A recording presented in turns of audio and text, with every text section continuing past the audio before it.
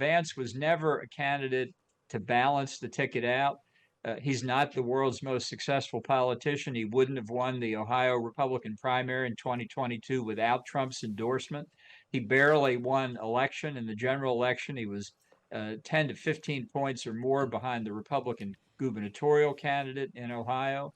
And he has a record like a chameleon. He once apparently in a private email compared Trump to Hitler. Now, of course, he's Trump's biggest advocate. So I think that was a self-indulgent mistake by Trump. I think he was trying to name an heir apparent. I found that surprising that he thought anybody was up to that job. Now, that was after, of course, the Israeli leader, Benjamin Netanyahu, was in the US Congress last night, his first such visit since the attack on October the 7th. And, of course, it made him the most frequent visitor as an overseas leader to Congress. He had this to say.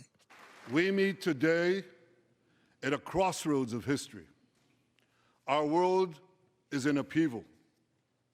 In the Middle East, Iran's axis of terror confronts America, Israel, and our Arab friends. This is not a clash of civilizations.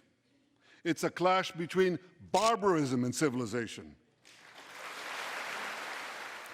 John Bolton now joins us, the former National Security Advisor to President Trump and former UN Ambassador. Welcome to you, Ambassador. Glad to be with you. I'll pick up, if I may, on that question of Gaza. It's too important to leave aside at any point for far too long. Do you see a ceasefire in Gaza coming soon? Well, I don't think so, despite months of being told by the Biden White House that they were on the verge of negotiating something. The fundamental distinction between the Israeli position and the Hamas position has never changed. Israel is willing to have a time-limited ceasefire in order to get out some few hostages. Frankly, I don't think there are nearly as many alive as Hamas still contends. Israelis just found 5 more dead hostage bodies within the past day. But in any event, the Israelis are content to get back what they can for a limited ceasefire. Hamas thinks the ceasefire is going to be the end of the war.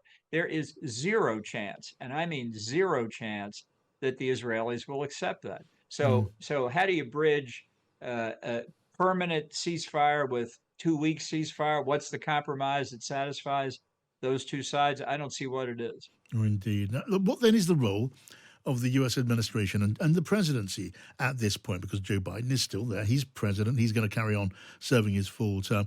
What more can the White House do? Well, we're in now an unusual lame duck period because this is before the election. We've got 100 days added to what would have been Joe Biden's lame duck period when he lost in November. And yet we've also got a Democratic nominee who doesn't take as pro an Israel position as I think Biden does. And Biden is under criticism by many in Congress for not being pro-Israel enough. So the dynamics here are very difficult. And it's going to be interesting to see how Kamala Harris plays this. They want the votes of Muslim Americans in states like Michigan that Biden was likely going to lose. Harris might pick them up.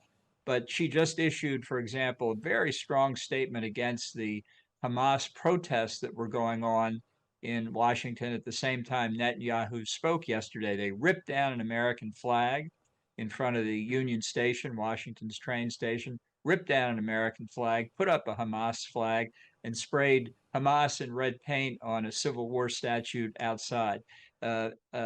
Harris issued a stinging statement criticizing those demonstrators, showing that I think she understands she can't pander entirely to the Democratic left. So it's far more complicated now than anybody could have imagined a few weeks ago. Right. Let me ask you about the race itself. I know you want Donald Trump defeated in this presidential election. You didn't want Joe Biden to win. Last time we spoke, you told me you were minded to scribble in Dick Cheney, the former American Republican vice president, on your ballot paper. Has the arrival of Kamala Harris changed anything? I imagine not. No, she is a California Democrat, and you know they don't call it the left coast for nothing. I think we lost the line there to John Bolton on that epigram of a verdict on Kamala Harris. Clearly, as one might expect from a very conservative Republican, unimpressed by Kamala Harris, hailing, as she does, from the state of California. She was Attorney General there. She was District Attorney in the city of San Francisco, and she's seen as a liberal. And John, I mean, clearly she's no more to your liking than was Joe Biden. Is she much less to your liking? Well, sorry, we got zapped there by some outside interference. What I was saying, you may not have heard, is she's a California Democrat, and in the U.S. they don't call that the left coast for nothing. Indeed. And I think Trump has already indicated the line of attack he's going to pursue, and it'll be another vicious personal attack. That's what Trump does. But Kamala Harris over the years has said a lot of things that do put her on the, as they like to say, progressive side of the Democratic Party, and that's not where the country is. So she has a much better path to victory than Trump did, but than Biden did. But there's no guarantee. No, I mean, when we spoke before, and before that we spoke about foreign affairs. I haven't asked you about a big issue of domestic policy, which is bound up in this election, and that is women's reproductive rights, abortion rights. Now, Donald Trump, he says leave it to states to decide that, although he was approved of the Supreme Court's decision to do away with the constitutional right to an abortion, and his running mate, JD Vance, is even more hawkish. Is that going to count against him? And what's your take on it? Well, I think the abortion issue at this point certainly favors the Democrats, and they will try and make it even more of an issue. What Roe v. Wade did was correct a constitutional mistake made by the earlier Supreme Court decision, and by overruling Roe, the only thing that the court said was that we return this issue to the political arena, and the people will decide, not the courts. Because it's not something that the Constitution commands one way or the other. And I think a lot of pro-life groups misinterpreted what the court did and thought that they would try and restrict abortion, which backfired politically. But how much it really will play in November remains to be seen. Certainly, Trump is trying to downplay the issue. It's made harder by comments that JD Vance has made, and I think that could be a pattern we'll see throughout the campaign, and the Democrats will try and seize on that. That is an issue to their advantage. Was JD Vance a poor idea as a running mate? Was he a bad pick? I mean, he's now being quoted widely describing Kamala Harris and other women as childless cat ladies with less stake in the country. Will certainly cause some offence. Was he a bad decision? Well, I think it was. Whether you take it in the context of Trump running against Biden, which is what they expected to be doing when he picked Vance, or now. Vance was never a candidate to balance the ticket out. He's not the world's most successful politician. He wouldn't have won the Ohio Republican primary in 2022 without Trump's endorsement.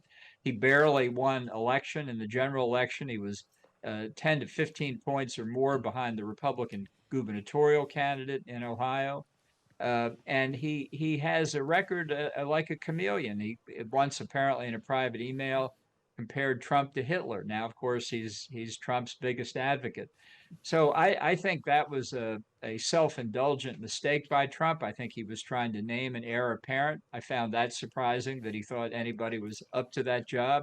But in doing that, he simply picked somebody who looked like a clone of himself. It just gives the Democrats a bigger target. What I worried about is the down ballot effect on Republican Senate and House candidates who are not Trumpian, that we need to build the party back. And this could be a real disadvantage for them. All right, good to get your thoughts. Thank you for joining us.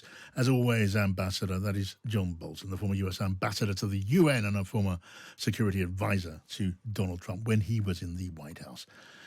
Now, coming up, how has a Dutch volleyball player convicted of raping a 12-year-old girl in Britain in 2014 been allowed to compete for the Netherlands at the Summer Olympics? I'm going to be talking to the barrister, Dr. Charlotte Proudman. And after 5:30, I'm going to be checking back in on the Tory leadership contest after another candidate's thrown the army hat of his into the ring. It is now 5:20. This is Drive, and I'm John Pena on Times Radio.